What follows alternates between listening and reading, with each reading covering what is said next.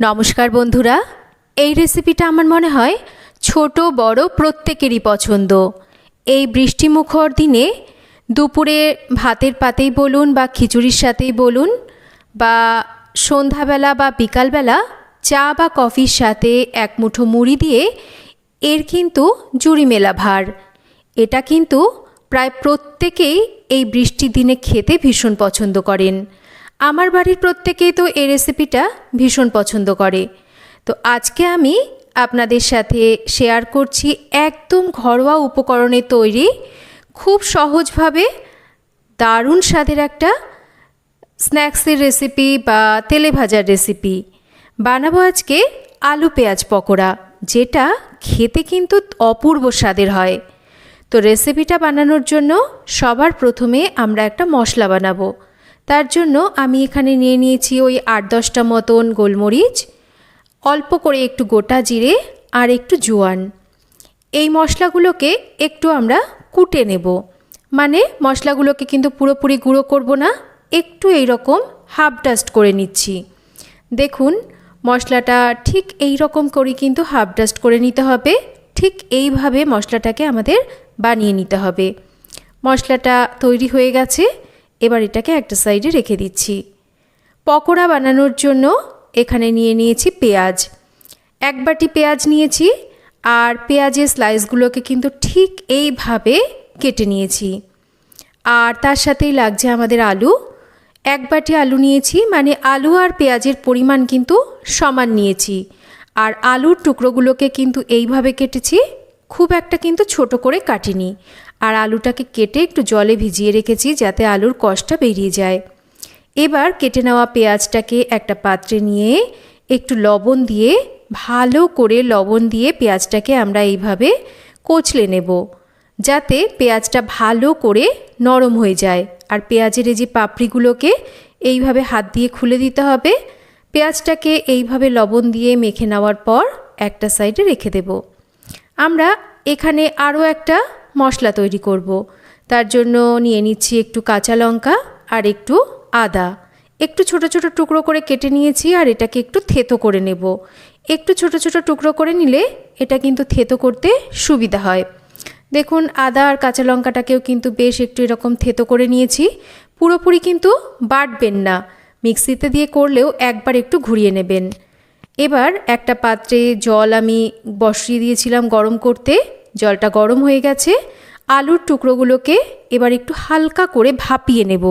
তার জন্য একটু লবণ দিয়ে আলুটাকে ওই মিনিট 5 মতন একটু ভাপিয়ে নিচ্ছি।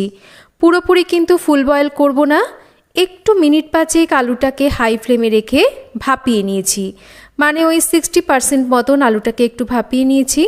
এতে করে আলুটাও সুন্দরভাবে সফট হয়ে যাবে, আর আলুর মধ্যে থাকা স্টার্চ সেটাও কিন্তু বেরিয়ে যাবে। দেখুন আমি একটা কাঁটা চামচ দিয়ে দেখিয়ে দিচ্ছি। আলুটা কিন্তু এই রকম 60% মতন সেদ্ধ করে নিয়ে আলুটাকে ভালো করে জল ঝরিয়ে তুলে নিতে হবে। আর এই আলুটাকে কিন্তু একটু ভালো করে আমাদের ঠান্ডা করে নিতে হবে। তো আলুটাকে আমি তুলে নিয়ে ভালো করে ঠান্ডা করে নিয়ে ফিরে আসছি। এদিকে দেখুন লবণ মাখিয়ে রাখা পেঁয়াজটা বেশ নরম হয়ে গেছে। আমি মোটামুটি ওই 30 মিনিট মতন রেখে দিয়েছিলাম।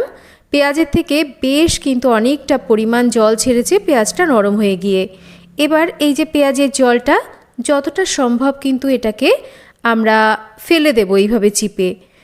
আর পেঁয়াজের জলটা আপনারা মনে করছেন ফেলে দিলে এর স্বাদটা কমে যাবে, একেবারেই নয়। এইভাবে রেসিপিটা বানিয়ে দেখবেন, খেতে কিন্তু দারুণ স্বাদের হয়। এবার জল ঝরিয়ে নেওয়া পেঁয়াজ আর সেদ্ধ করে নেওয়া আলু একটা পাত্রে নিচ্ছি।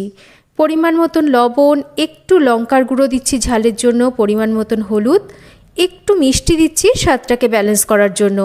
থেতো করে নেওয়া ওই যে আদা কাঁচা লঙ্কা যেটা থেতো, আর যে মশলাটাকে প্রথমে আমি হাফ ক্রাশ করে নিয়েছিলাম সেই মশলাটা, বেশ খানিকটা পরিমাণ ধনেপাতা কুচি দিয়ে প্রথমে আমরা এই আলু আর পেঁয়াজটাকে এই মশলাগুলো দিয়ে ভালো করে মিশিয়ে নেব। প্রথমেই কিন্তু ভালো করে এই মশলাগুলো দিয়ে আলু আর পেঁয়াজকে এইভাবে আমাদের মিশিয়ে নিতে হবে। দেখুন এগুলো মেশানো হয়ে গেছে। এবার এর মধ্যে দিয়ে দেব আমি বেসন। আমি এখানে এই 1.5 চামচের থেকেও কম পরিমাণ কিন্তু একটু বেসন এখানে দিচ্ছি, যদি পরে প্রয়োজন হয় পরে দেব। আর দিচ্ছি এখানে ওই 1.25 চামচ পরিমাণ মতন চালের গুঁড়ো। এবার ভালো করে বেসন আর চালের গুঁড়োটাকে দিয়ে এই সব কিছুকে মেখে নেব। আলাদা করে কিন্তু জল দেওয়ার কোনো প্রয়োজন নেই, জল ছাড়াই এটাকে মেখে নিতে হবে। আর খুব বেশি কিন্তু আগে বেসন বা চালের গুঁড়ো দেবেন না। এটা যদি খুব বেশি চালের গুঁড়ো বা বেসন হয়ে যায়, এর টেক্সচারটা খারাপ হয়ে যায়, আটা আটা ভাব লাগে, খেতে কিন্তু অতটা ভালো লাগে না। ঠিক এইভাবে এগুলোকে মেখে নেবেন। দেখুন আপনাদের একটা প্রসেস আমি দেখিয়ে দিই, খুব ইজি একটা প্রসেস এটাকে শেপ দেওয়ার জন্য। কিছুটা মেখে নেওয়া এই যে আমি উপকরণ নিয়ে নিলাম, একটা এইরকম ফ্ল্যাট চামচ নিয়ে নিয়েছি। এই রকম চামচ আমার মনে হয় প্রত্যেকের বাড়িতেই থাকে, তো না থাকলে ছোট একটা প্লেটও নিতে পারেন বা হাত দিয়ে নিজেদের ইচ্ছা মতন কিন্তু এগুলোকে শেপ দিয়ে নিতে পারেন। আমি একটা আপনাদের প্রসেস দেখালাম, এইভাবেও করে নিতে পারেন। এইভাবে কিছুটা এই রকম উপকরণ নিয়ে এই চামচের মধ্যে একটু চেপে নিলে দেখুন খুব ইজিভাবেই কিন্তু সুন্দর একটা শেপ চলে আসে। ঠিক এইভাবে কিন্তু আমি এগুলোকে তৈরি করে নিচ্ছি। আর এগুলোকে তৈরি করে নিয়ে একটু রেখে দেবেন ভালো করে, এটা ঠান্ডা হওয়ার জন্য। এদিকে কড়াইতে আমি খুব ভালো করে কিন্তু তেল গরম করে নিয়েছি।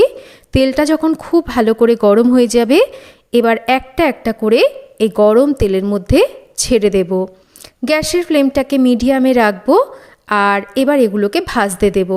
আর এগুলোকে কিন্তু খুব বেশি মোটা করে বানাবেন না, একটু পাতলা পাতলা বানাবেন। দেখবেন এগুলো ভেতর থেকে কিন্তু সুন্দরভাবে ভাজা হবে। আর মোটা মোটা তৈরি করলে কিন্তু ভেতরটা কাঁচা থেকে যাবে, ওপরটা ভাজা মনে হলেও ভেতর যদি কাঁচা থেকে যায় তাহলে কিন্তু পকোড়া খেতে মোটেই ভালো লাগে না। মিডিয়াম ফ্লেমে রেখে এগুলোকে উল্টে পাল্টে বেশ গোল্ডেন করে ভেজে নিয়েছি। দেখুন এগুলো ভেজে নেওয়া হয়ে গেছে। এবার ভালো করে কিন্তু এগুলোকে একটা এরকম ঝাঁঝরির ওপরে তুলে একটু তেলটাকে ঝরিয়ে নিয়ে তুলে নিতে হবে। প্রত্যেকটাই কিন্তু আমি এইভাবে ভেজে তুলে নিচ্ছি। দারুণ টেস্টি একটা আলু পেঁয়াজের পকোড়া, খুব ইজিভাবে তৈরিও করে নেওয়া যায়, বেশ মুচমুচে হয়। এই বর্ষার দিনে ডাল ভাতের পাতে বা খিচুড়ির সাথে বা চা কফির সাথে মুড়ির সাথে খেতে অপূর্ব স্বাদের হয়। তো আপনারাও বাড়িতে একবার তৈরি করুন, আশা করছি আপনাদের রেসিপিটা ভালো লাগবে। তো কেমন লাগলো আজকের এই রেসিপি একটা কমেন্ট করে জানাবেন। রেসিপি ভালো লাগলে অবশ্যই একটা লাইক করবেন আর রেসিপি শেয়ার করবেন।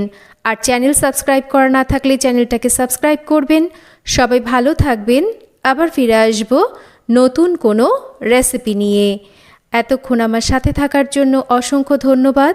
সবাই ভালো থাকবেন, সুস্থ থাকবেন। আর এইভাবে এই বর্ষামুখর দিনে এই পকোড়া একবার অবশ্যই বাড়িতে বানিয়ে দেখুন। আশা করছি বাড়ির সকলের রেসিপিটা খুব পছন্দ হবে।